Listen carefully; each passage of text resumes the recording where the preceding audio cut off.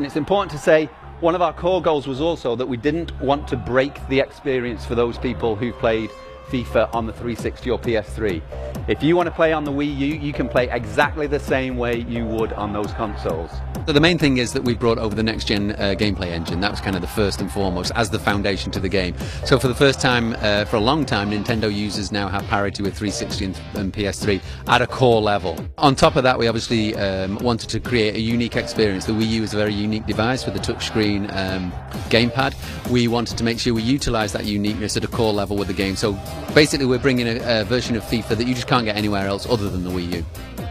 Primarily we created that version to kind of embrace a more casual demographic. The Wii U is kind of geared towards a more casual user. So one of the things we saw with the advent of the touchscreen is this allowed us to kind of open up the game to non-gamers. So with the manager mode, you can now kind of sit back. You don't have to have that Twitch experience. You can kind of passively control a lot of the players. So you can analyze stats, you can send players on runs, you can make tactical decisions, substitutions, that kind of thing. So it really opens up the game to a lot of the casuals. So on that level, it really brings in a lot of casual gamers.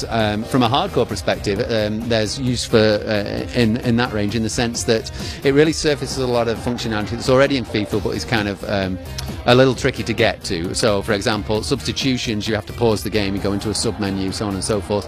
Likewise, formations, I don't think many gamers change their formation that frequently, purely and simply because it just breaks the flow of the game. So now all of that is available on the gamepad. You can do that on the fly. So I think what you'll find is hardcore gamers will love it in the sense that they're now able to make much more, many changes, tinker with formations, change tactics, that kind of thing, without breaking the flow of the game. So you get a much more flowing and enjoyable experience as a result of it. Core to that, we are retaining the authenticity, all the award-winning gameplay engine, all of that stuff is still there.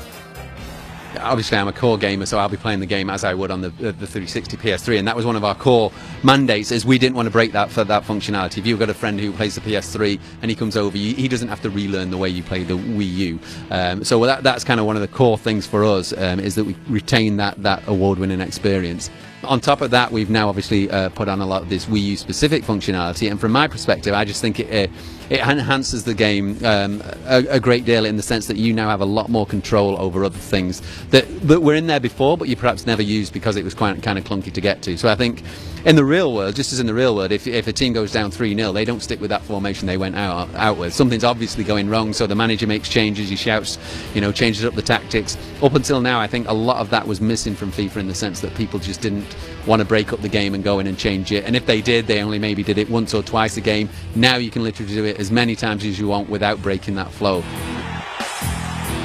So it is a port of the engine, so we bring that in, and then obviously we build on top of that and build in all the unique Wii U functionalities. So it's the game plus a whole lot of new stuff for the Wii U.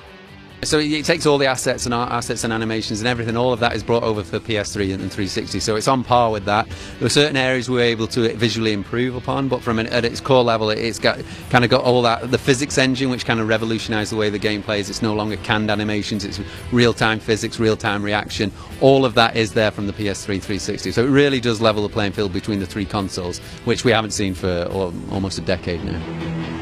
Our kind of development changed somewhat as we learnt more about the new hardware. When you see the twin screen, you often instantly think, oh, maybe we can do something like a player's eye view, celebration eye view, that kind of thing on that lower screen. Ultimately, what we found out, there's no processing power in the actual gamepad itself, so to do that you need to basically replicate the screen twice, which really hits frame rate. So I think the biggest change from our initial kind of view of the game, the hardware, was that we kind of realised the limitations and had to adjust the game accordingly. So the most popular online and offline mode in FIFA 13 on 360 PS3 right now, FIFA 12 should I say, is the Seasons mode. So that is an online mode where you play against other users online. So it's key for us to bring that mode in. So we have that full mode in the game, which, like I say, is the most popular mode currently in FIFA. So it has got full online capabilities in that sense. We are a launch title, so you'll be able to get your fix of FIFA as soon as you pick up your Wii U.